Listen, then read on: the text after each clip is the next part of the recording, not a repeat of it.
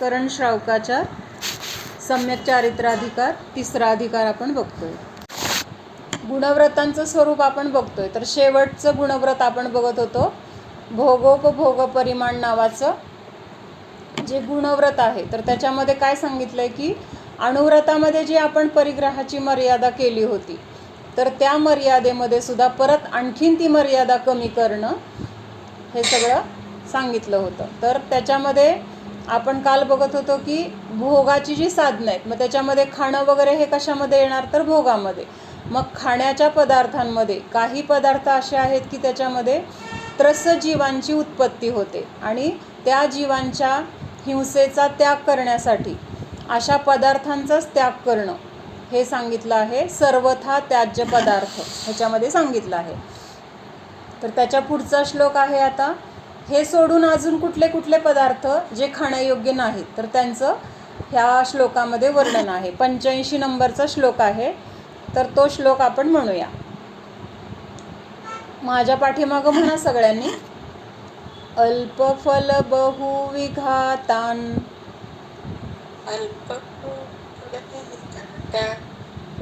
मूलक मार्द्राणि शृंगवेराणि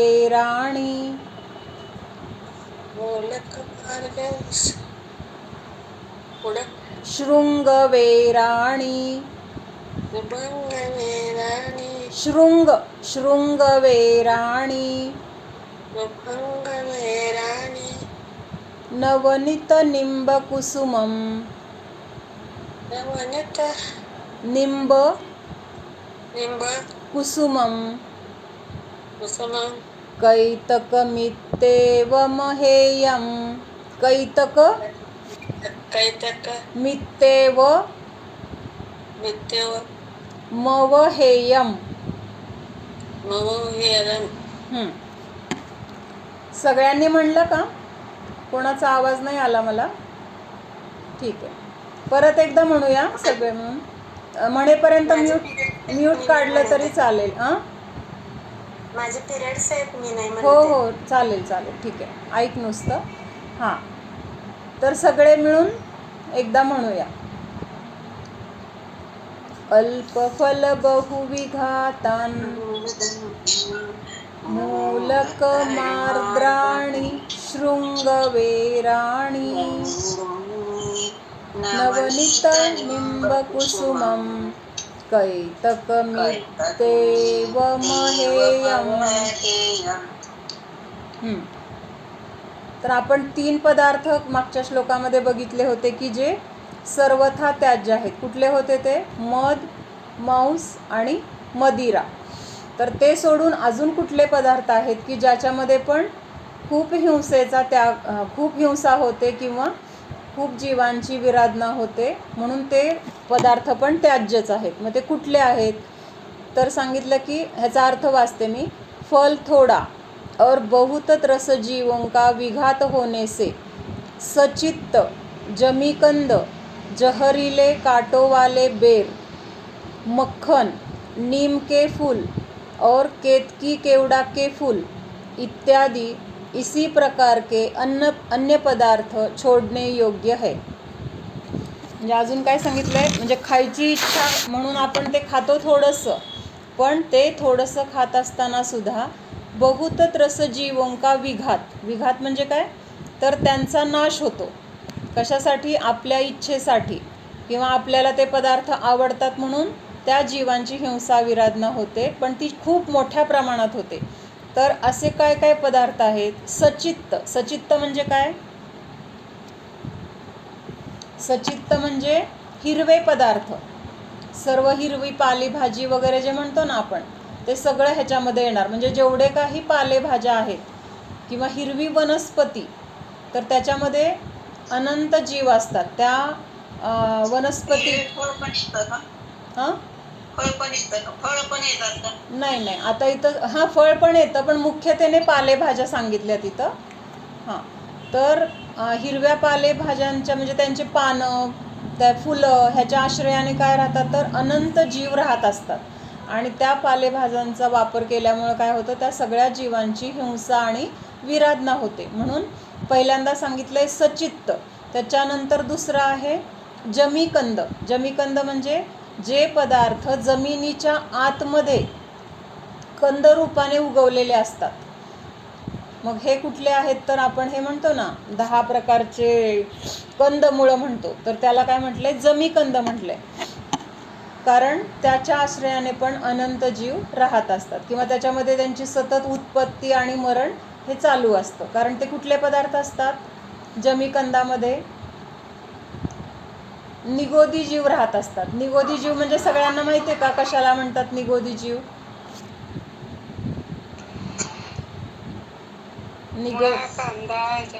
एका ह्याच्यामध्ये अनंत वेळा जन्म मरण होतं. ज्या जीवांची उत्पत्ती एका श्वासामध्ये 18 वेळा जन्म आणि 18 वेळा मरण होतं, तर त्या जीवांना काय म्हटलंय? निगोदी जीव म्हटलंय. आणि असे निगोदी जीव त्या जमीकंदाच्या आश्रयाने राहतात. म्हणजे काय? त्याच्यामध्येच त्यांचं जन्म होतं आणि त्याच्यामध्येच त्यांचं मरण, जन्म मरण हे सतत त्यांचं चालू असतं. म्हणजे आपला एक श्वास घेऊन झाला की तेवढ्यात त्यांचं 18 वेळा जन्म मरण झालेलं असतं. दोन्ही क्रिया झालेल्या असतात. म्हणजे त्यांचं हे आयुष्य त्यांचं किती थोडंसं आहे आणि त्यांचं जन्म मरण तिथं होतंय. म्हणजे त्यांचे शरीराचे ते सगळे तिथं त्याच्यामध्येच उत्पत्ती आणि मरण होत असतं त्या पदार्थामध्ये. म्हणून बहुसंख्य तिथं जीवांची काय होते? हत्या होते किंवा हिंसा होते. मग अशा त्यांना काय म्हटलंय? जमीकंद असं म्हटलंय. त्याच्यानंतर जहरीले काटोवाले बेर. आता हा काय प्रकार आहे माहित नाही मला. जहरीले आता एक नवीन जात निघाली. ही पूर्वी झाडाला छोटे बोर असायची ना. हो की, पण त्याला काटे असायचे का? जास्त किडकी असतात ना ग छोटे. नाही, ते बेर नाहीये. काटोवाले बेर म्हणजे मला वाटते वेल असणार आहे. बघू इथं खाली आपण ह्याच्यामध्ये बघूया. त्याच्यानंतर अजून मक्खन. ह्याच्यात आता सगळ्यात महत्त्वाचं म्हणजे मक्खन म्हणजे काय? लोणी. तर आपल्याला लोणी म्हणजे त्याच्यामध्ये काय खाणं चुकीचं आहे असं आपल्याला वाटत नाही. पण लोण्यामध्ये अंतर्मुहूर्त म्हणजे किती? तर 48 मिनिटाला अंतर्मुहूर्त म्हटलंय बरं का. पण हा अंतर्मुहूर्त 48 मिनिटाला एक समय कमी. तर हे असं ह्या अंतर्मुहूर्तामध्ये सगळ्यात छोटा अंतर्मुहूर्त धरायचा आपण. म्हणजे लोणी काढल्यानंतर काही क्षणामध्येच त्याच्यामध्ये काय जीवांची उत्पत्ती सुरू होते. आणि कसले जीव असतात त्याच्यामध्ये? त्रसकायिक जीवांची उत्पत्ती होते. त्यामुळं लोणी असं डायरेक्ट लोणी खायचं म्हटलं तर ते अभक्ष आहे. अभक्ष म्हटलंय बरं का. म्हणजे आपण ते घरी स्वतः बनवलेलं असलं किंवा मर्यादेचं बनवलेलं असलं तरी सुद्धा त्याला अभक्ष का म्हटलंय? तर लोणी काढल्यानंतर मग ते पाण्यात घालून ठेवलं, ताकात घालून ठेवलं तरी सुद्धा त्याच्यामध्ये जीवांची उत्पत्ती होते. त्यामुळं लोणी खायला काय सांगितलंय? अभक्ष असं सांगितलं आहे. मग आपण तर लोण्याचा सर्रास वापर करतो की नाही. खूप जणांना नुसतं लोणी खायला आवडतं किंवा ब्रेडला लावून खायला आवडतं किंवा ते केकमध्ये घालण्यासाठी लोणी वापरलं जातं. म्हणजे अशा वेगवेगळ्या पद्धतीने आपण लोणी खात असतो. पण लोणी काढल्यानंतर त्याच क्षणी आपल्याला ते म्हणजे तूप करायला ठेवायला पाहिजे. थोडा वेळसुद्धा ते जर आपण फ्रीजमध्ये तसं काढून ठेवलं तरी त्याच्यामध्ये जीवांची उत्पत्ती होते आणि ते खाल्लं तरी जीव मारले जातात किंवा नंतर ते कडवायसाठी ठेवलं तरी सुद्धा तिथं ते जीव मारले जातात. म्हणून लोणी खाणं तर अभक्षच आहे, पण खूप वेळ ठेवून सुद्धा कडवणं हे सुद्धा काय आहे? मग ते तूप पण अभक्ष होणार. का अभक्ष होणार? तर त्याच्यामध्ये जन्मलेले जे जीव आहेत रसकाई, तर ते जीव तिथं मारले जाणार कडवल्यामुळं. आणि त्याचं अस्तित्व, त्या जीवांचं शरीराचं अस्तित्व कुठं राहणार? त्या तुपामध्ये. एकतर ते मारले गेले हा दोष आहे, प्लस त्यांचं शरीर त्या तुपामध्येच असणार. त्यामुळं ते पण काय झालं? मांसभक्षण झालं. म्हणजे हे सूक्ष्म रूपाने बरं का, आपल्याला स्थूल रूपाने वाटणार नाही, पण हे जेवढं आपण बारीक बघत जाऊ ना तर तेवढं त्याच्यामध्ये नक्की काय आहे हे आपल्याला समजत जातं. त्यामुळं आपण जर लोणी खात असेल तर लोणीसुद्धा अभक्ष आहे, म्हणून लोणीसुद्धा खायचा त्याग करायला पाहिजे. कमीत कमी समजून तरी घ्या. हळूहळू आपल्याला सोडायचं आहे हे मनामध्ये पक्क करून एक दिवस सोडायचं. म्हणजे खरं तर लगेचच सोडायला पाहिजे, पण मग बाहेर खाणारे वगैरे हॉटेलमध्ये किंवा अजून कुठं, आता सगळीकडे सर्रास नियम वगैरे नसतात किंवा त्याच्यामध्ये काय दोष आहे हे माहीत नसतं. त्यामुळं सर्रास खाल्लं जातं. मग असं सगळा विचार करून नियम घ्या, म्हणजे घ्यायचा असेल तेव्हा.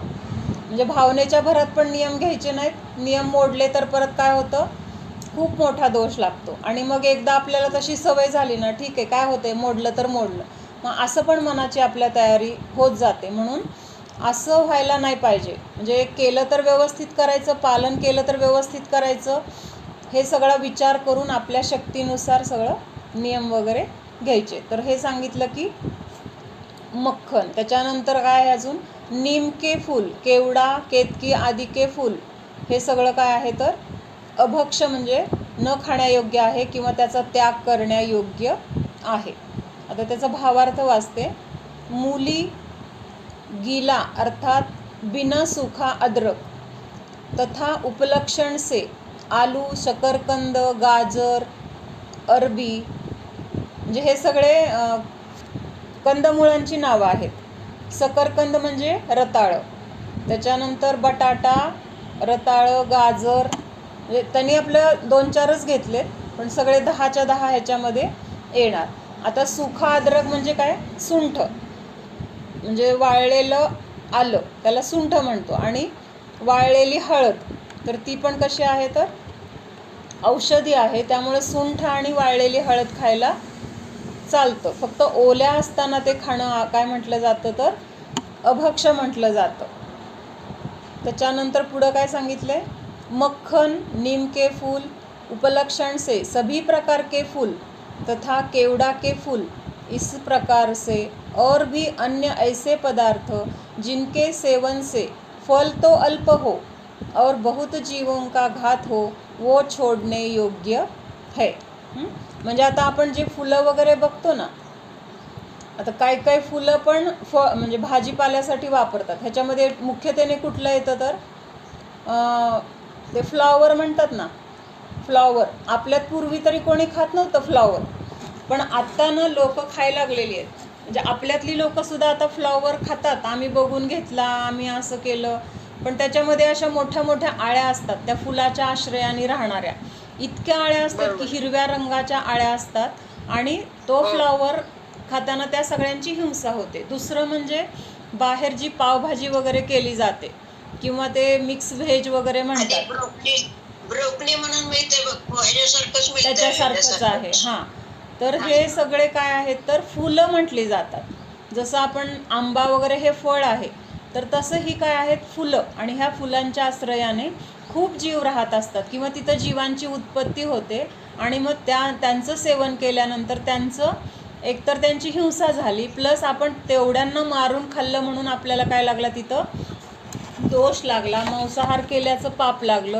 म्हणजे सगळ्या दृष्टीने काय आहे तिथं दोषच दोष आहेत. आणि एवढं सगळं दोष किंवा हे सगळं आपण पाप कशासाठी करतो तर जिभेच्या आसक्तीसाठी, किंवा छान वाटतं, आवडतं, मग त्या आवडीसाठी किंवा त्या जिभेचं लाड पुरवण्यासाठी आपण त्या सगळ्या जीवांना काय करतो तर हिंसा विराधना करतो. मग हे जर आपल्याला लक्षात आलं की बाबा इतके जीव आहेत, आणि ते फ्लॉवरचे वगैरे तर मी बघितलेत असे प्रत्यक्ष, की त्याच्यामध्ये असं पाण्यात जरी ठेवलं ना तर ते हिरव्या आळ्या अशा बाहेर येतात, हिरव्या रंगाच्या अशा टप्पू टप्पू आळ्या असतात त्याच्यामध्ये. आणि आपण बाकीचे पण फुलं बघतो की नाही, कुठले आता झेंडू वगैरे पूर्वी आपण ते हार वगैरे करण्यासाठी आणायचो, तर त्याच्यामध्ये सुद्धा केवढ्या मोठ्या मोठ्या आळ्या असायच्या. त्या फुलांच्या आश्रयाने ते राहतात, तिथंच उत्पन्न होतात, तिथंच वाढतात. मग हे सगळं आपण जेव्हा वापरतो आपल्यासाठी, तेव्हा ह्या जीवांचं काय होतं तर नियमाने हिंसा आणि विराधना होत असते. मग अशी जी फुलं आहेत, आता आपल्याकडे कोथिंबीर वगैरे आपण आणतो, तर ती कोथिंबीर आणताना सुद्धा आपण बिनफुलाची बघून आणतो का? कारण जिथं जिथं फुलं आहेत एकतर त्या सगळ्या वनस्पती काही जीव त्याच्यामध्ये असतातच, म्हणजे त्या पालेभाज्यांचे, म्हणजे स्वतः ती वनस्पतीच आहे ना, म्हणजे वनस्पती काही जीव आहेतच, त्याच्या आश्रयाने राहणारे इतर जीव पण असतातच. पहिल्यांदा सचित्त आपण बघितलं, तर त्या सचित्तामध्ये ही सगळी पालेभाजी येणार. आणि दुसरं त्याच्या आश्रयाने जे जीव उत्पन्न होतात, आणि ते कुठं उत्पन्न होतात, पानावर असतील, त्याच्या फुलांमध्ये असतील, मुख्यत्वेने जास्त फुलांमध्ये उत्पत्ती होते. म्हणून ही पालेभाजी, आता मेथी असेल किंवा कोथिंबीर असेल, तर ती फुलं नसलेली भाजी आपण बघून घ्यायला पाहिजे. किंवा जरी आपण घरी आणलं त्याला फुलं असली तर ती फुलं काढून घ्यायला पाहिजे. इतर लोक काय म्हणतात, उलट ज्याला जास्त फुलं आलीत ती कोथिंबीर चांगली, असं त्यांचं म्हणणं असतं. म्हणजे मी खूप लोकांचं असं ऐकलं आहे. पण त्याच्यामध्ये हिंसा खूप आहे. म्हणून असं फुलवालं काय आहे, कुठलेही पालेभाजी वगैरे आपण सगळं फुल नसलेली घ्यायला पाहिजे, किंवा असेल तरी ते काढून. मुळात तर ते खाणं चुकीचं आहे, हे पहिलं. त्याच्यानंतर जरी खायची आपल्याला नाविलाज आहे, खावं लागते, तर हे सगळा विचार करून आपण हे सगळं खायला पाहिजे. तर हे सगळं कशा, अद्रक हळदीचं काय सांगितलेस? आता अद्रक म्हणजे आलं आहे की नाही, आणि मग ते जेव्हा वाळलं जातं, तर वाळल्यानंतर काय होतं, तर त्याच्या आश्रयाने जे जीव राहिलेले असतात, तर ते जीव निघून जातात असं म्हटलं जातं बरं का. म्हणजे सगळे जीव त्याचे निघून गेले, आणि मग ते काय झालं, सुंठ झाली. मग सुंठ आपण कशासाठी वापरतो, तर औषधासाठी म्हणून सुंठ आपण वापरतो. मग हळद ओली ते निघून कसं जात असतील, तर त्यातच मरत असतील ना. असं उडून जाते असं म्हटले जातात. आता मला पण एवढं माहीत नाही, पण तरी पण आपण वापरतो. तर ते वरती तर काही दिसत नाही त्याच्यावरती, नाही आतच काय नाही, असलं हां बरोबर आहे की. नाही, ते जीव आपोआपच म्हणजे नाहीसे होतात. सुंठ आणि हळद मध्ये जीव आहे ना, ते आपोआपच ते कसं अदृश्य होतात, आपोआपच राहत नाही, त्याचं जीव तिथं राहत नाही. ते काहीतरी म्हणजे हे आहे ना, तंतुमय आहे ना, ते तंतुमय आहे ना, त्याच्यामुळे काहीतरी मी वाचलं हे का. तर हे सगळे काय आहेत, तर कंदमुळांचं. आणि दुसरं म्हणजे हे जीव कसे उडून जातात असं आपल्याला वाटतं ना, म्हणजे कसे निघून गेले ह्याच्यातून, त्याच्यातच असेल की राजूगुण असं वाटतं ना, त्यातच ते जीवांचं शरीर असेल, तर ते उडून गेले असं म्हटले जातात. कांदा बटाट्याचे त्याच्यातच असतात म्हणून आपण खात नाही. हां, तसंच हे काही मग कांद्या बटाटा असं सुंठेसारखं वगैरे होत नाही ना वाळून. कांदा बटाटा ओलाच राहतो. आलं आणि ओली हळद ह्यांचे ठराविक दिवसानंतर जीव उडून जातात असं म्हटलं जातं. कसं माहिती का, म्हणजे आता हे मला माहीत नाही, पण हे पण सांगितलं जातं की, उदाहरणार्थ बरं का, म्हणजे असं असेल असं नाही, पण माझ्या ऐकण्यात जे आहे ते मी सांगते.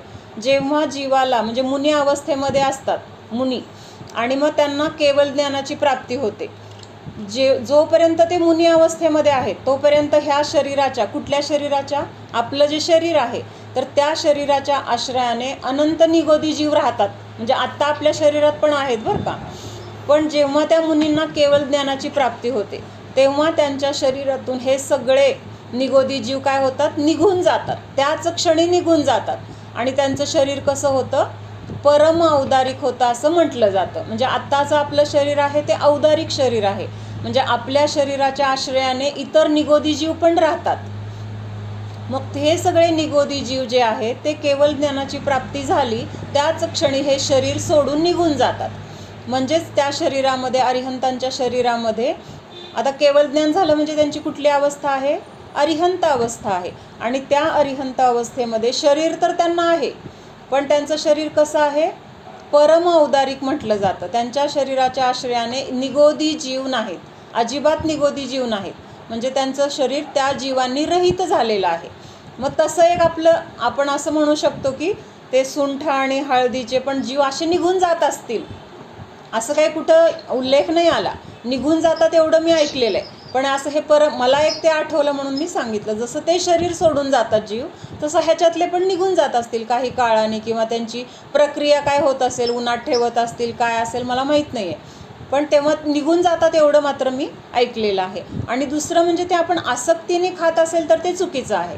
त्याची औषधी जे त्याचे गुणधर्म आहेत, तर त्या गुणधर्मासाठी म्हणून ते खाल्लं तर एक वेळ तिथं तेवढे दोष नाहीत जेवढं ओलं खाल्ल्यामुळं दोष लागतात. हळदीचं लोणचं ते करून खातात की, आता भाजी हां खातात ना, खातात की, पण ते सगळं अभक्ष्यामध्ये येणार. जे काही हळदीचं असेल किंवा आलं असेल तर ते खाणं म्हणजे काय आहे, तर अभक्ष्य खाणं, किंवा ते पदार्थसुद्धा खाण्यायोग्य नाहीत. त्याच्या आश्रयाने राहणाऱ्या सगळ्या जीवांची काय होतं, तिथं हिंसा होते. आपण खातो म्हणजे त्यांना मरावं लागणार.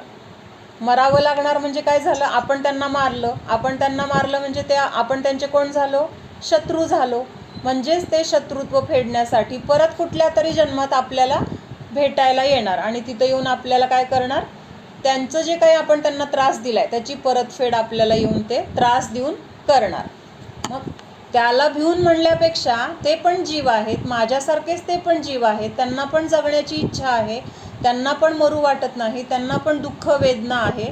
मग माझ्या निमित्तात त्यांनी का मरावं? कशासाठी? माझ्या चवीसाठी, मला छान वाटतं म्हणून, मला आवडतं म्हणून त्यांनी मरावं. हा कुठला न्याय आहे? कारण प्रत्येक जीव स्वतंत्र आहे, प्रत्येकाला जगण्याचा तेवढाच अधिकार आहे जेवढा आपल्याला आहे. मग ते लहान आहेत म्हणून त्यांना अधिकार नाही, किंवा त्यांच्या अंगात शक्ती नाही म्हणून त्यांना अधिकार नाही, असं नाही आहे. त्यांच्या पूर्वीच्या पापामुळे आज ते त्या गतीला गेलेत. कुठल्या गतीला गेलेत? असल्या निगोदी वगैरे पर्यायामध्ये त्यांचा जन्म झाला आहे, किंवा त्यांचं आयुष्य अतिशय छोटं आहे, त्यांच्या अंगात अजिबात शक्ती नाही, प्रतिकार करू शकत नाहीत. मग त्यांनी पूर्वी पाप केले म्हणून आज ते त्या अवस्थेला गेलेत. आपण जर आज त्यांना त्या अवस्थेमध्ये मारलं किंवा आपल्या निमित्तात त्यांना मरावं लागलं तर पुन्हा काय होणार? आपण पण त्या पर्यायामध्ये जाऊन जन्मणार, आपण पण निगोदी होणार, आणि निगोदी झाल्यानंतर मग हे सगळं दुःख आपल्याला पण भोगावं लागणार. एकतर त्या निगोदी अवस्थेमध्ये आपण काय करू शकतो? पुरुषार्थ. पुरुषार्थ म्हणजे काय? प्रयत्न, किंवा आपल्याला जे काही पाहिजे ते मिळवण्यासाठी आपल्याला जी शक्ती लागते ती आत्ता आपल्या पर्यायामध्ये आपल्याला मिळालेली आहे. मग ती शक्ती त्या निगोदी जीवांना किंवा ह्या सूक्ष्म जीवांना, एकेंद्रियापासून ज्यांना अजून मन प्राप्त झालं नाही, अशा पंचेंद्रियापर्यंतच्या जीवांना अशी शक्ती, असं ज्ञान असं नाही आहे त्यांच्याकडे.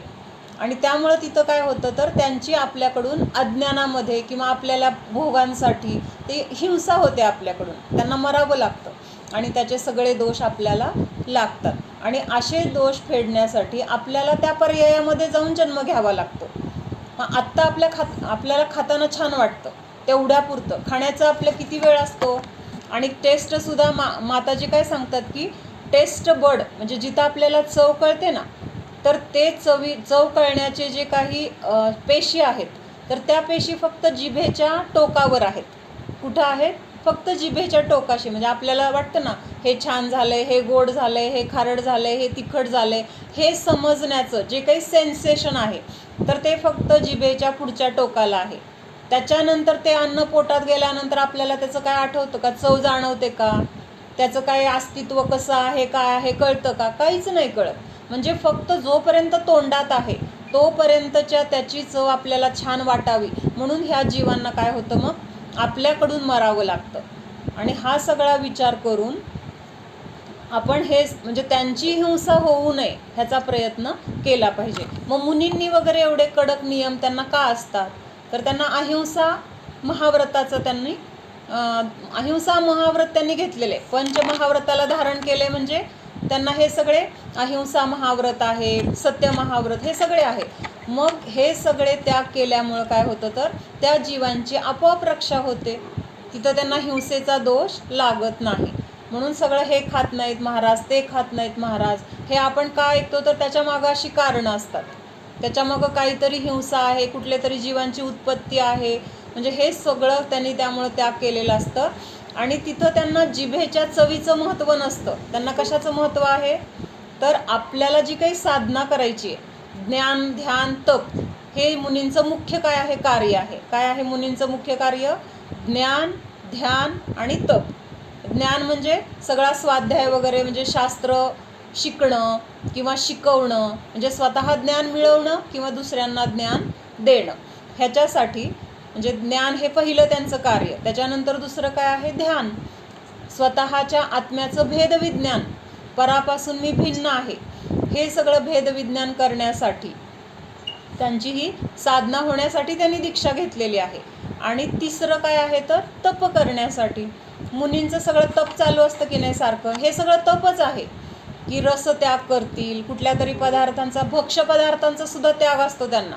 असं नाही की फक्त अभक्ष्य सोडले, अभक्ष्य तर कायमचं सोडलेलं असतं. प्लस रोजच्या जीवनामध्ये ज्या भक्ष्य गोष्टी आहेत तर त्याच्यामध्ये सुद्धा काय करतात? मर्यादा. मी आज 3च धान्य खाणार, 5च धान्य खाणार, 5च फळं खाणार, किंवा एकच रस खाणार, बाकीच्या रसांचा त्याग, असं सगळं त्यांनी काय केलेलं असतं तर नियम केलेलं असतात. आणि हे सुद्धा कशासाठी शरीराला देतात तर ह्या शरीराच्या मार्फत मला ज्ञान, ध्यान आणि तप करायचं आहे. काय आहे? अन्न कशासाठी खातात? चवीसाठी म्हणून नाही, भूक लागली म्हणून नाही, तर ह्या शरीराला ते अन्न दिल्याशिवाय मला साधना करता येणार नाही. म्हणून ते कशा पद्धतीने आहार घेतात, तर एक खड्डा झालाय पोटामध्ये.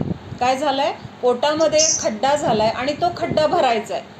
मग तो खड्डा कशाने भरायचा आहे, तर भक्ष्य पदार्थांनी. मग ते पदार्थाला चव कशी आहे, आवडते का नाही, कधी पदार्थात मीठ टाकायचं विसरलं असेल, कधी जास्त झालं असेल, म्हणजे होतं की नाही असं करताना. मग ह्या सगळ्या गोष्टी असल्या तरी ते सगळं काय करतात, ह्या चवीकडे दुर्लक्ष करतात.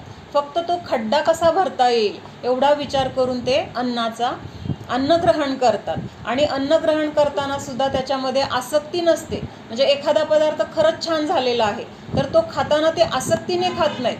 किती छान झाला आहे, मला खूप आवडतो, भरपूर खावा, अशी त्यांना भाव होत नाहीत. तर फक्त जे काही मिळालंय तर ते माझ्या आत्म्याच्या साधनेसाठी आहे असा विचार करून ते फक्त तिथं ते ग्रहण करतात. आणि त्याच्यातून पण शेवटी माणूस आहे, कर्म आहे, कर्माचा उदय आहे.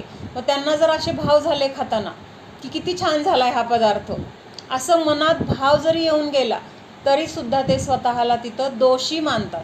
आणि म्हणूनच मग जेव्हा आहार वगैरे होतो ना, तर हे मुनी सगळे काय करतात, आपल्या गुरूंकडे जातात. तिथं गुरु त्यांचे असले समजा तर गुरूंकडे जातात आणि तिथं ते लगेच सांगतात, खाताना मला असे भाव झाले, खाताना मी हे आसक्तीने खाल्लं, मला हे पाहिजे होतं ते मिळालं नाही म्हणून मला दुःख झालं.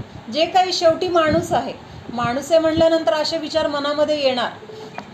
कारण कर्म कसं उदयाला येईल आणि त्या कर्माच्या उदयामध्ये काय भाव होतील हे आपण आत्ता काही सांगू शकत नाही. तर हे जे काही भाव होतात तर त्याचं गुरूंना लगेच काय करतात, तिथं जाऊन त्यांना हे आपले दोष सांगतात. तिथं त्यांच्याकडून प्रतिक्रमण प्रायश्चित्त वगैरे घेतात आणि मग परत स्वतःमध्ये स्थिर होतात. म्हणजे खाणं हे कसं आहे त्यांच्यासाठी दुय्यम आहे. काय आहे, जे मिळेल ते फक्त कसं बघून घेतात की शुद्ध पद्धतीने बनवलं आहे किंवा नवधा भक्तिपूर्वकच मिळालं असेल किंवा अजून काय उद्दिष्ट नसेल. उद्दिष्ट म्हणजे काय माहिती का सगळ्यांना? राजूगुण उद्दिष्ट कशाला म्हणतात, कुणाला माहीत आहे नाही सांगा, म्हणजे मग मी सांगते. हां सांगा. हां सांगा. म्हणजे त्यांच्या कानावर नाही जायला पाहिजे की त्यांच्यासाठी हा पदार्थ करतोय म्हणून. कानावर जायला पाहिजे असं पण नाही. पदार्थ बनवतानाच त्यांच्यासाठी बनवतोय ही भावना नकोय.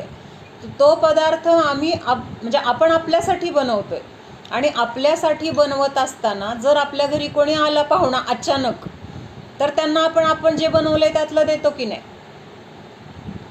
आपण आपल्यासाठी जर बनवलं असेल आणि अचानक कोणी न सांगता आलं किंवा अचानक काही कारणाने कोणीतरी आलं तर आपण लगेच जे काही बनवलंय त्यातलं आपल्यासोबत त्यांना पण जेवायला देतो.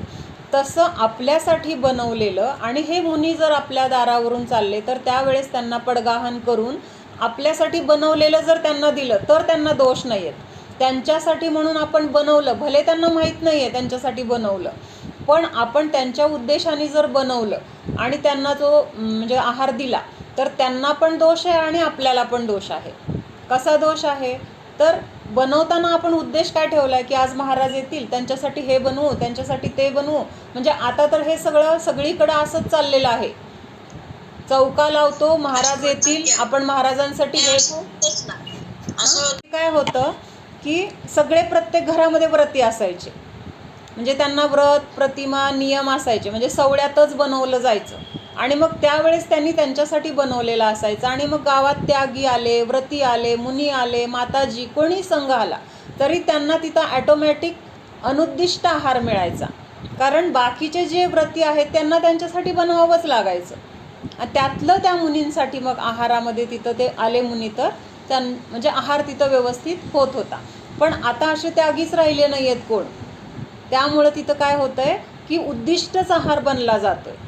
आणि कमीत कमी हे आपल्याला माहीत तर पाहिजे की नाविलाज आहे आता असं करणं तर भाग आहे, करतोय पण आपण त्याच्यासाठी आपण आपल्यासाठी बनवतोय हा तरी तिथं उद्देश ठेवायला पाहिजे. किंवा आज मी जे सवळ्यात असेल तेच खाणार, हा नियम जर त्यावेळेस आपण घेतला तर मग आपण आपल्यासाठी बनवणार. आणि मग त्यातून आपण आलेले अतिथी, ह्यांना काय म्हटलं आहे, अतिथी म्हटलं आहे ना हे मुनींना. अतिथी समिभाग नावाचं एक व्रत आहे, म्हणजे त्याच्यामध्ये हे आहारदान वगैरे येतं. मग ह्या मुनींना अतिथी का म्हटलं आहे, तर ते सांगून येत नाहीत मी उद्या तुमच्यात, किंवा आपण त्यांना असं म्हणत नाहीत उद्या तुम्ही आमच्यात जेवायला या, आमच्यात आहाराला या, असं जर आपण सांगितलं ना त्यांना, तर आपलं घर बाद. आपल्याकडे त्या आहाराला येऊच शकत नाहीत आपण जर असं त्यांना म्हटलं तर.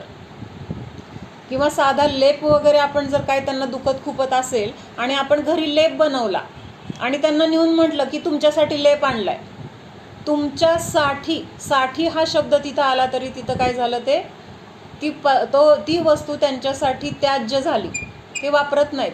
असा अनुभव खूप वेळा माताजींकडे आलेला आहे. काही जणांना ह्या गोष्टी माहीत नसतात ना, आणि मग त्यांच्याकडनं असं बोललं गेलं, बोलता बोलता जर एखादं वाक्य बोललं गेलं तर मग तिथं माताजी तो पदार्थ घेत नाहीत, ते घर ते बाद होतं. म्हणजे अशा बऱ्याच घटना घडत असतात.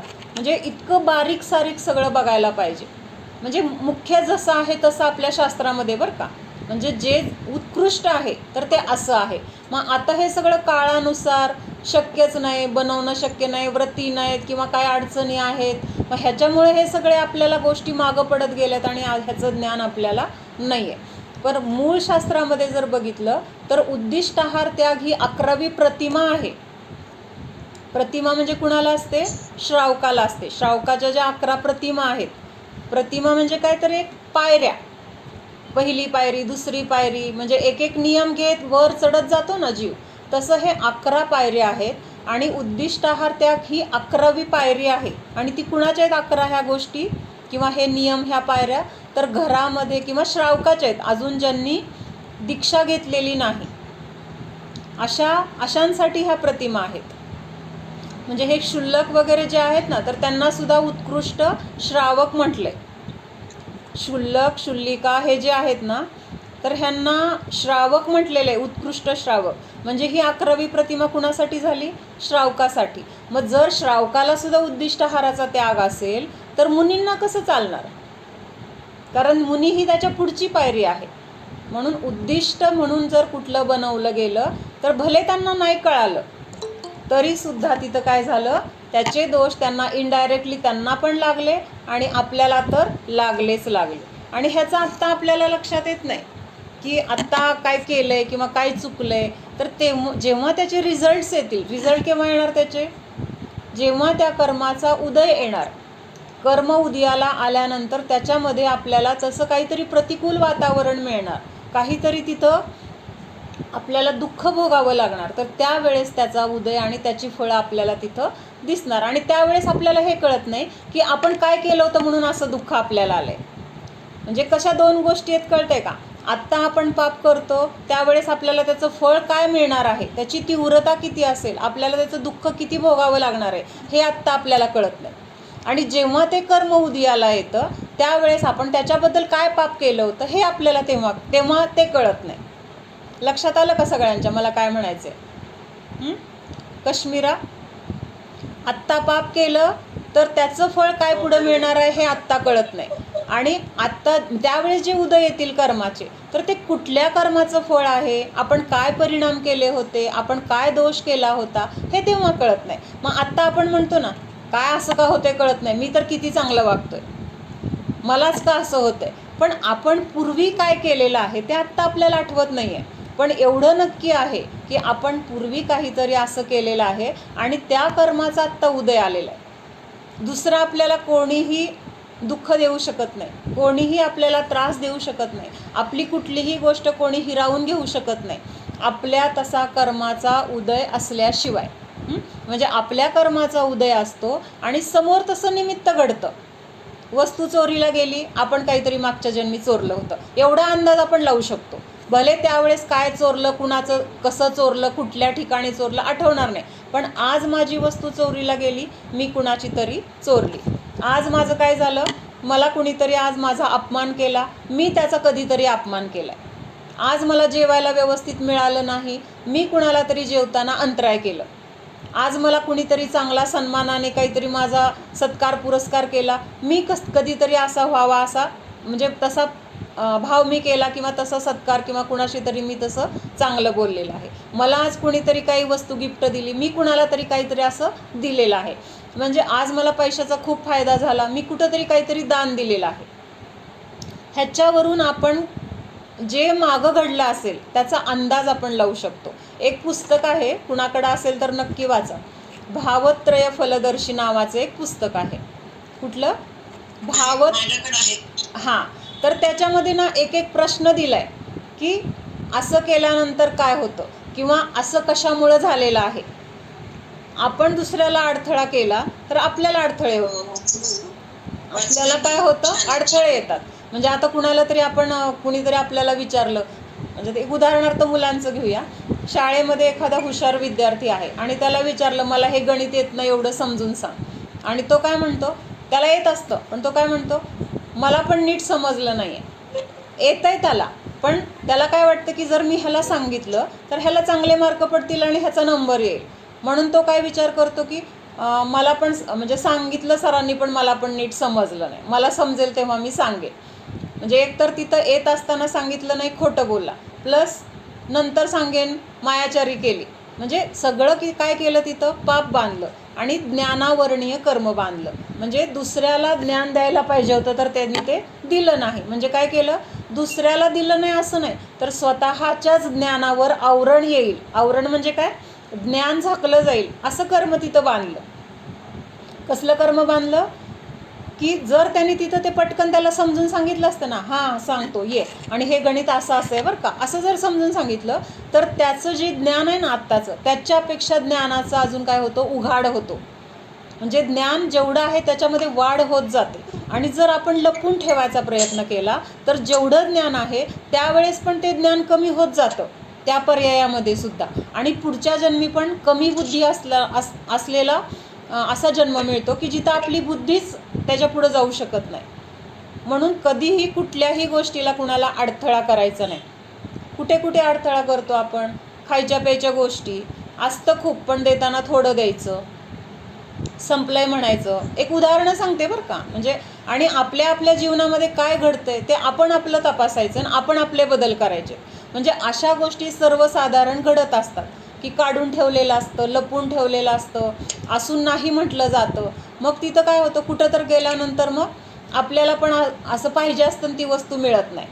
किंवा मला खूप जण असे भेटले की सांगतात की आता समजा आता कुठंतरी असं पंक्तीत बसलो आहे आपण, मग शेजारच्याला मोठी वडी मिळाली आणि मला छोटीच दिली, किंवा मला अजून पाहिजे होतं तर ते नेमकं संपलंच होतं.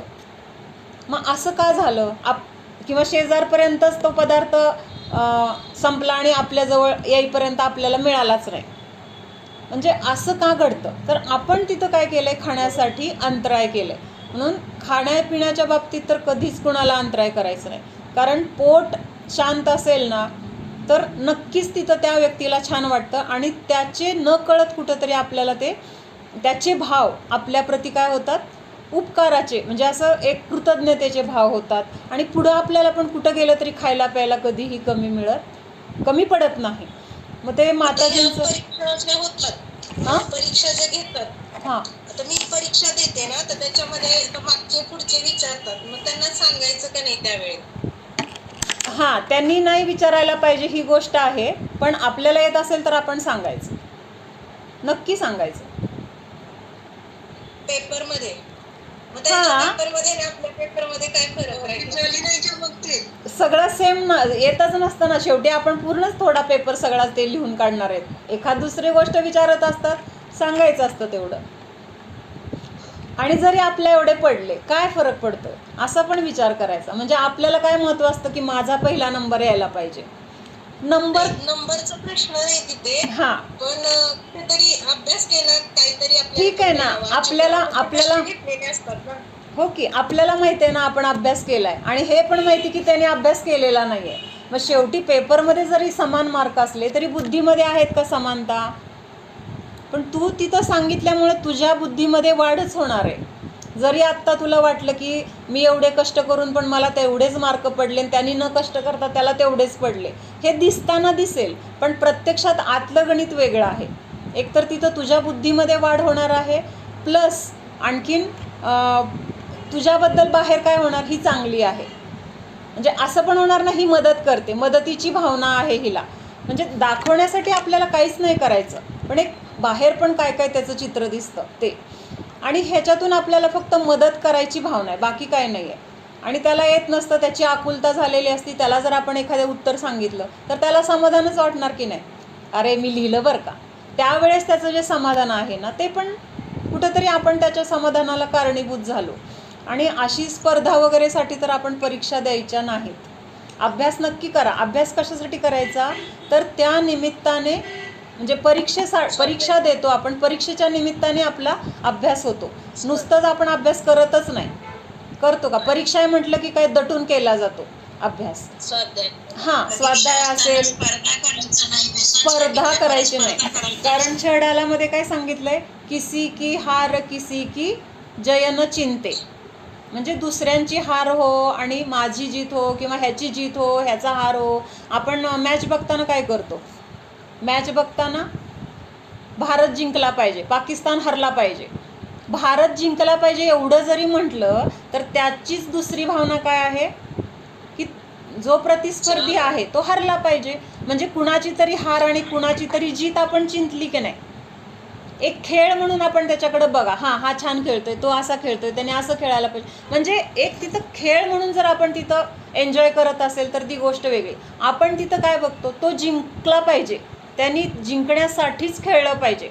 तर तसं आपण अभ्यास करताना किंवा ही भावना नको आहे की मला पहिला नंबर यायचा आहे म्हणून अभ्यास करायचा आहे. तर तिथं ही भावना पाहिजे की मला ह्या ग्रंथाचा अभ्यास झाला पाहिजे, त्याशिवाय मला ग्रंथ समजणार नाहीत. आणि ग्रंथ समजून घेण्यासाठी अभ्यास आपण परीक्षा असेल तरच करतो. एरवी काय मग नुसतं वाचतो आणि सोडून देतो. तेच परीक्षा असेल तर किती एकाग्र होतो आपण. ही एकाग्रता आणि त्या एकाग्रतेमुळे फायदा काय होतो की आपल्याला ज्ञान मिळतं, ज्ञान वाढतं. एवढाच फक्त फायदा पाहिजे. स्पर्धेसाठी आपण करायचं नाही. आणि ही गोष्ट खूप अवघड आहे बरं का. आत्ता सांगताना मला पण सोपं वाटतंय, तुम्हाला पण सोपं वाटत असेल. आता परवा इथं परीक्षा झाली ना, शिबिर होतं ना इथं, तर त्या शिबिरच्या दिवशी सकाळी महाराजांनी सांगितलं होतं, माताजींनी पण सांगितलं होतं की कुणीही विचारून लिहायचं नाही, चोरी करायची नाही, कॉपी करायची नाही. आणि ते काय काय सांगितलं होतं त्याने. आणि असं पण सांगितलं होतं की विचारायचं पण नाही किंवा सांगणाऱ्यांनी सांगायचं पण नाही. दोन्ही अपेक्षेने त्यांनी सांगितलं होतं. पण सगळीकडे म्हणजे 4 वर्ग होते ना, 4ही वर्गामधून सगळं असं जाणवत होतं की प्रत्येकाने विचारून लिहिलं. म्हणजे आपण कुठल्या गोष्टीला महत्त्व देतो हे आपल्या लक्षात येत नाही. काय कमी पडले मार्क, आपलं ज्ञान किती आहे हे आपल्याला कसं कळणार. त्याशिवाय जेवढे मार्क पडले त्याच्यावरून कशाची परीक्षा होणार आहे, आपला किती अभ्यास झाला आहे हेच आपल्याला समजणार. समजा आपला अभ्यास 30 मार्काचा झाला, आपण एक अजून 20 मार्काचं कुणाला तरी विचारून लिहिलं, 50 पडले, पहिला नंबर आला. पण आपलं खरं ज्ञान किती आहे, 30 मार्काचंच आहे की नाही. मग ते 20 मिळाले तरी तिथं खरं समाधान आहे का. जे 30 मार्काचं आपल्या स्वतःच्या मनाने आपण लिहिले तर ते काय आहे, खरं समाधान आहे. म्हणून कमी पडले मार्क, त्याला जास्त पडले, ह्या दोन्ही गोष्टीला महत्त्व द्यायचं नाही. माझा अभ्यास किती झाला आहे हे बघण्यासाठी आपण परीक्षा द्यायची आहे. आणि परीक्षा द्यायची आहे, मग त्याच्या निमित्तात आपल्याकडून अभ्यास होतो तरी, नाहीतर एरवी आपला अभ्यास अजिबात होत नाही. म्हणून कुणाची हार किंवा कुणाची जीत आपण आपल्या म्हणजे ही गोष्ट सतत चालू असते. स्पर्धा करणं म्हणजे प्रतिक्रमण ह्याचं पण खूप करायला पाहिजे की आजपर्यंत मी स्पर्धा केली. आपण एक ठराविक साचेबद्ध प्रतिक्रमण करतो, म्हणजे ते करणं गरजेचंच आहे. पण आपल्या आपल्या जीवनामध्ये ज्या चुका घडतात, आपले काही दोष घडतात, आपले काही विचारातून चुकतो, कशायातून चुकतो, ते कुणाला माहीत असतं. दुसऱ्याला माहीत असतं का आपल्याला माहीत असतं. समोरच्या एखाद्या व्यक्तीला बघितलं आणि त्याच्याबद्दल माझ्या मनामध्ये चीड उत्पन्न झाली, चेहऱ्यावरनं मी हसते, त्याच्याकडं बघून मी स्माईल देते. कुणाकडं, ज्या व्यक्तीबद्दल माझ्या मनात चीड आहे त्याच्याकडे बघून मी हसते. पण मनामध्ये आलेली चीड त्या व्यक्तीला पण कळणार नाही, आजूबाजूच्याला पण कळणार नाही. ती कुणाला कळणार, मला कळणार. मग त्याचं प्रतिक्रमण कोण करणार, माझं मला करायला लागणार आहे. आणि जर मी हे विचार केला नाही, परीक्षा केली नाही, प्रतिक्रमण केलं नाही, तर हे माझे दोष वाढत जातात. म्हणून जिथल्या तिथं आता विषय म्हणून विचारते परत राहतं. आता तू म्हणाली पण करताना खूप वेळा माझ्याकडून पण सेम असं होतं की ध्यानाला बसल्यानंतर प्रतिक्रमणच केलं जातं. म्हणजे आठवत जातं ना, अरे माझं हे चुकलं, मी असं बोलायला नको होतं, काय असं ह्याचं फळ मला किती वाईट मिळेल, कसली आहे मी, एवढं कळून सुद्धा कसं. म्हणजे हे प्रतिक्रमण होत जातं. ते चुकीचं नाही आहे, कारण उलट ते आतून येतं आहे. करावं लागत नाही आहे, हे पण महत्त्वाचं आहे ना. म्हणजे लहान मुलाला आपण म्हणतो सॉरी म्हण सॉरी म्हण, ते सॉरी म्हणतं पण त्याला आतून काय माहीत नसतं, फक्त आपली आई सांगते म्हणून सॉरी म्हणतो. तसं नाही आहे. इथं काय करतोय आपण, आतून मला अशी भावना होते की अरे हे माझं चुकलं, मी असे कशाय करायला नको होतं, खाण्यामध्ये माझी इतकी आसक्ती झाली, मला हे पदार्थासाठी मी रागद्वेष केले. मग हे जे आपलं चुकलेलं असतं ना ते आपल्या मनाला माहीत असतं. म्हणून ह्याचं प्रत्येक गोष्ट आठवत असेल ना, प्रत्येक गोष्टीचं प्रतिक्रमण करायला पाहिजे. तर आपले काय होणार आहेत, ते दोष, पहिले दोष पण कमी होतील आणि परत असे दोष होताना तिथं काय होईल, लिमिट येईल आणि हळूहळू आपल्याकडनं तसे दोष एकदम बंद नाही होणार, कारण अनादिकाळाचे संस्कार आहेत.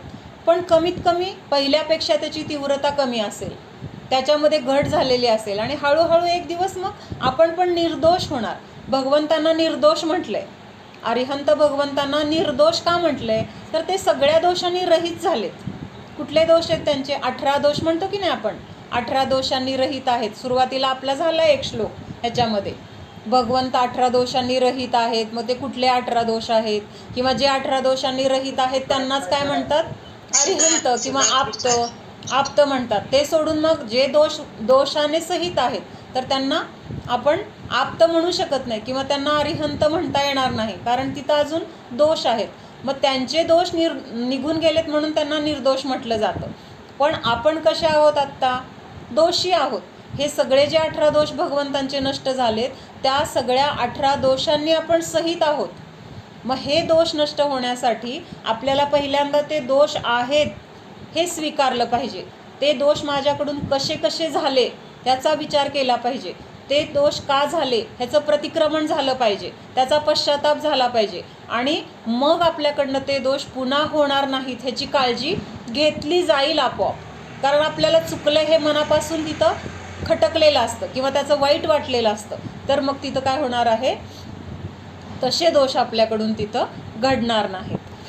म्हणून हे प्रतिक्रमण किंवा हे खूप गरजेचं आहे. कुठं गेलो आपण, कळलं नाही. लोण्यामध्ये जीव कसले उत्पन्न होतात, तर ज्या गाईचं किंवा ज्या म्हशीचं ते दूध आहे तर त्या गाईच्या आकाराचेच जीव त्याच्यामध्ये, त्या आकाराचे म्हणजे कसे माहिती का, आता समजा मुलगी आहे तर आपण म्हणतो ना सेम आईसारखी आहे. आता मुली खूप आहेत पण त्या आईची मुलगी कशी आहे ना, तिचा घाट कसा आहे, तिची ठेवण कशी आहे, तशीच त्या मुलीची ठेवण असते. तसं त्या गाईचं ठेवण, त्या गाईची उंची, त्या गाईचं म्हणजे काय, जे काही तिचे हाडांची वगैरे सगळं जे काही असेल तर सेम त्या आकाराचे, म्हणजे छोटे छोटे छोटे सूक्ष्म जीव, त्रस जीव त्या लोण्यामध्ये उत्पन्न होतात. म्हशीच्या असतील तर म्हशीच्या आकाराची, गाईच्या असतील तर त्या गाईच्या तशा आकाराचे. म्हणजे त्यांच्या गाईमध्ये सुद्धा किती प्रकार आहेत, वेगवेगळे आहेत की नाही. काही अशी खिलारी असते, कुठली अजून काय ती मला एवढं नाही माहिती, पण हां गीर गाई आहे, किंवा म्हणजे आकार त्यांचे वेगळे वेगळे. काय म्हटले, पण तूप चालतंय का, तूप, हां तूप चालतं. म्हणूनच कसं सांगितलं की लोणी काढल्या ते कडवायला ठेवलं पाहिजे. काढून आपण लोणी ठेवतो, मग ते 2-3 दिवसापर्यंत खातो, किंवा आणखीन राहते फ्रीजमध्ये तोपर्यंत संपेपर्यंत खातो, किंवा काढून 2-4 दिवसाचं लोणी साठवायचं आणि मग एकदा कडवायला ठेवतो. तर असे काही प्रकार जर होत असतील तर ते प्रकार चुकीचे आहेत. म्हणून साय वगैरे पण 1 दिवसाची आज काढलेली साय उद्या लगेच हलवायला सांगितलं. म्हणजे ते सुद्धा साठवून ठेवलं तरी सुद्धा त्याची मर्यादा राहत नाही. हे झालं. बाकीचे जे काही कालच्या श्लोकातले 3 सोडून बाकीचे जे अजून त्याज्य पदार्थ आहेत तर ते सगळे सांगितले. मग फूल वगैरे जर कुठलं असेल तर ते खायचं नाही. आता ह्याच्यामध्ये हे काटोंका बेर आलं आहे ना, ते मी तुम्हाला उद्या बघून सांगते. मला फक्त नक्की आठवण करा, मी विसरते. 12 प्रकारचं तप सांगितलंय, तर त्याच्यामधला सगळ्यात महत्त्वाचा कुठलं तप असेल तर हे ध्यान नावाचं तप आहे. ध्यान म्हणजे काय, तर एका विषयावर कुठल्या कॉन्सन्ट्रेट होणं किंवा त्या विषयाचं चिंतन करणं, त्याला ध्यान म्हटलंय. मग आपलं ध्यान पण सतत चालू आहे, असं नाही की आपण ध्यानाला बसल्यावरच ध्यान करतोय. आत्ता पण आपलं ध्यान चालू आहे. आत्ता काय ध्यान आहे, तर हे काय चाललंय त्याचे विचार आहेत ना, ऐकतोय ते. मग त्या विषयाकडे आपलं लक्ष आहे, म्हणजे ते ध्यान आहे. स्वयंपाक करत असताना पण आपलं ज्या विषयाचा आपण विचार करतोय तर त्या विषयाचं आपलं ध्यान चालू आहे. किंवा आपल्या मुलाला काही त्रास होतोय आणि त्या मुलाचा त्रासाचा आपण विचार करतोय, म्हणजे त्या मुलाचं ध्यान चालू आहे. एखादी वस्तू हरवली, त्या वस्तूचा आपण विचार करतोय तर त्या वस्तूचं ध्यान चालू आहे. म्हणजे ध्यान ह्याचा शब्दशः अर्थ घ्यायचा तर ज्या गोष्टीचा आपण फोकस करून एकाग्रपणे बाकीचे विचार न करता फक्त त्या गोष्टीचा विचार करतो तर ते ध्यान झालं. मग आता सामायिक म्हणजे काय, तर सामायिकामध्ये मुख्य काय सांगितले की समता भावाला प्राप्त व्हायचे आपल्याला. सामायिक म्हणजे समानता, जिथं म्हणजे कुणाबद्दल राग नाही, कुणाबद्दल द्वेष नाही, कुठली इच्छा नाही, कुठली अपेक्षा नाही, काहीही नाही, हे सगळे कषाय सोडून एक साम्य भावाला प्राप्त होणे, तर हे सामायिक आहे. मग आपण दिवसभर जे काही ध्यान करतो ना तर ते इष्ट किंवा अनिष्ट गोष्टींचं ध्यान करतो, म्हणजे चांगलं किंवा वाईट, तिथं समताभाव नसतो आपला. मग ह्या समताभाव आपल्याला जर मिळवायचा असेल, सामायिक म्हणजे ते समताभावाला प्राप्त व्हायचं, म्हणजे कुठल्याही जीवाबद्दल माझ्या मनात राग नाही, द्वेष नाही, माझं कोणी वैरी नाही, माझं कोणी शत्रू नाही, सगळे जीव समान आहेत, माझं कोणी जवळचं नाही, माझं कोणी लांबचं नाही, जीव रूपाने सगळे समान आहेत, असं चिंतन. मग तो सामायिक पाठ असेल, ते सामायिक पाठ सुरुवातीला आपण म्हटला तरी त्या पाठामध्ये हे सगळं वर्णन आहे. ते आहे ना, नमोस्तो सिद्धास ऋषी गणास त्रिकाल जे वंदे तिन्ही जगास. म्हणजे आपल्याला पहिल्यांदा असं चिंतन येत नाही किंवा असे विचार काय करायचं, कसं सामायिक करायचं, असा आपल्याला काय होतो, विचार पडतो. मग त्यावेळेस ह्या सामायिक पाठाचं जरी आपण चिंतन केलं, त्याच्यामध्ये दिलेल्या प्रत्येक ओळीचं चिंतन हे सामायिक आहे. म्हणजे त्याच्यामध्ये हेच सांगितले की सगळ्या जीवांबद्दल माझा समताभाव आहे, कोणीही मला काही म्हणजे त्रास दिला, कोणी माझ्याशी चांगलं वागलं तरी माझं कोणी वैरी नाही.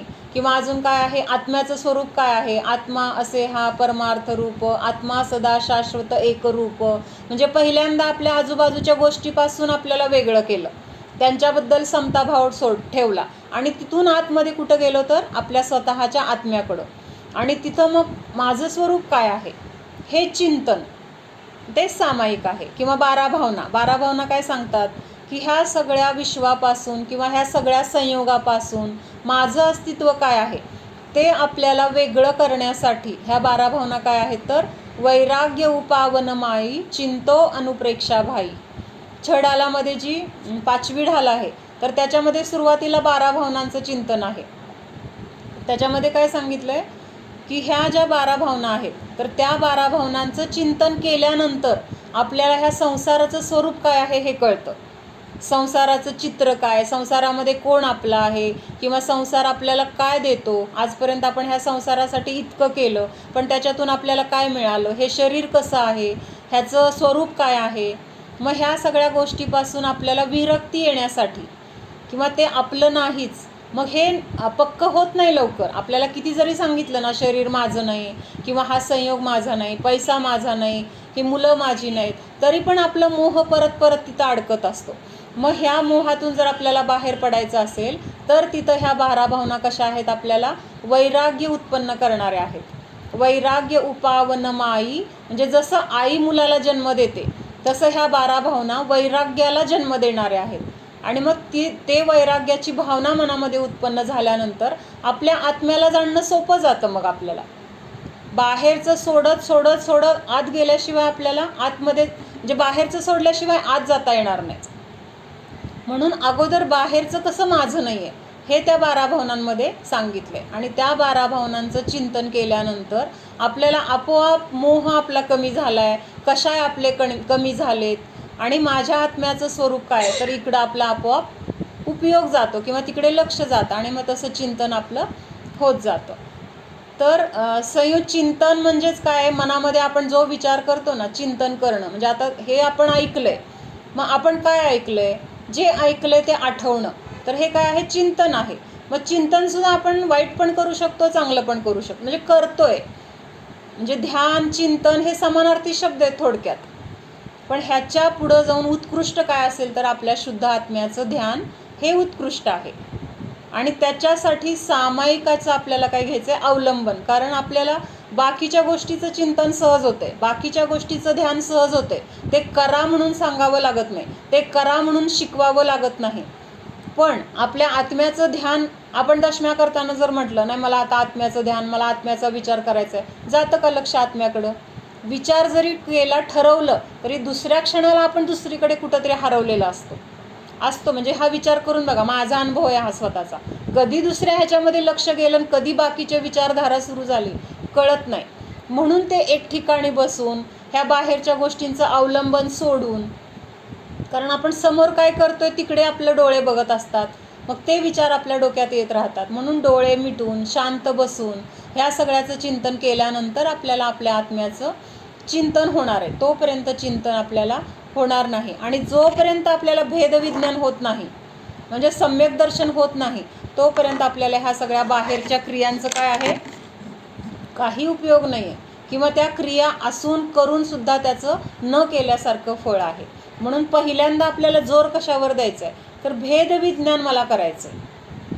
संसारात राहून, घरामध्ये राहून आपल्याला हे भेदविज्ञान करता येतं. हां, मुनींसारखं आपल्याला नाही जमणार, कारण त्यांनी सगळा संयोग सोडल्यामुळं ह्या संयोगाचे विचार नाही आहेत. परिग्रह विचार असला तर आपल्याला त्याचे विचार येतात. मुनींना काय आहे, परिग्रह आहे का त्यांच्याजवळ? नाही. आपल्याला घरात कोणीतरी आलं, त्याला काय द्यायचे, मुलाला काय द्यायचे, मुलीला काय द्यायचे, नवऱ्याला काय द्यायचे, सासूला काय द्यायचे, सासऱ्यांना काय द्यायचे, आपल्याला स्वतःला खायला काय करायचं, म्हणजे किती विकल्प असतात आपल्याला. हे सगळे विकल्प मुनींचे संपलेत. का संपलेत? त्यांनी घरदार परिग्रह सगळं सोडले, त्यामुळं त्यांचे विकल्प खूप लिमिटेड झालेत. म्हणून साधना करण्यासाठी दीक्षा घेणं गरजेचं आहे असं म्हणते ते एवढ्यासाठी, कारण घरात राहून आपली तेवढी साधना होणं शक्य नाही. मग आपल्याला ध्यानाला बसल्यावर पण संसारातले विकल्प येतात. म्हणून ह्याची पण प्रॅक्टिस करायला पाहिजे. होतच नाही असं नाही आहे, होतं. सम्यक दर्शन घरात राहून होतं. आता राम वगैरे कितीतरी अशी उदाहरणं आपण बघतो. श्रेणिक राजा घरात होते, राज्य सांभाळत होते, राज्यकारभार, तरीसुद्धा क्षायिक सम्यक दृष्टी होते. हां, भरतजी. हां, म्हणजे अशी कितीतरी उदाहरणं आहेत. घरामध्ये राहून सुद्धा त्यांनी केलंच की. पण जे उत्कृष्टता मुनी अवस्थेमध्ये आहे तेवढी उत्कृष्टता घरामध्ये नसते. पण शेवटी आपली शक्ती, आपलं सगळाच विचार असतो, त्यामुळं आपली तेवढी शक्ती नाही आहे. पण ह्याचा अर्थ घरामध्ये आपण करू शकत नाही असं मुळीच नाही. अंशाने का होईना आपल्याला ते जमणार आहे. आणि एकदा जमल्यानंतर मग हळूहळू ते वाढत जातं. असं नाही की ते तेवढंच राहतं किंवा वाढतच नाही, वाढणार. जसं जसं प्रॅक्टिस होईल, जसं जसं आपल्याला परिणामामध्ये उज्ज्वलता येईल, तसं तसं हे सगळी स्थिरता वाढत जाते आणि आत्म्याचं ध्यान होतं, भेदविज्ञान होतं आणि तिथं सम्यक दर्शन झाले. म्हणजे आपल्याला बाहेरचं सोडायला तर सोपं वाटतं. हा नियम घेऊ, तो नियम घेऊ, हे पाळू, ते पाळू. ह्याच्यामध्ये आपला जेवढा उल्हास आहे ना, तेवढा उल्हास स्वतःला जाणण्यामध्ये आहे का? आहे का तेवढं? मला सम्यक दर्शन झालं आहे का? मला सम्यक दर्शन कधी होणार? मग एखादी गोष्ट जर सगळ्यांना मिळत असली ना आपल्याला नाही मिळाली, तर ती गोष्ट मिळत नाही तोपर्यंत आपली काय असते, आकुलता असते. सगळ्यांना मिळालं, मलाच कसं नाही मिळालं, मला पण मिळवायचे, मला पण हे पाहिजे, म्हणजे तिथं धडपडतो आपण. पण इथं आपली धडपड होते का, की मला सम्यक दर्शन कधी होणार, मला माझ्या आत्म्याचा अनुभव कधी होणार, मला स्व आणि पर ह्याच्यामध्ये भेदविज्ञान करायचे, हा सगळा विचारासाठी आपली धडपड आहे का? पहिल्यांदा ते महत्त्वाचं आहे. एकदा सम्यक दर्शन झालं ना, बाहेर नियम संयम यायला अवघड नाही आहे. म्हणजे बाहेरचं करायचं नाही असं नाही.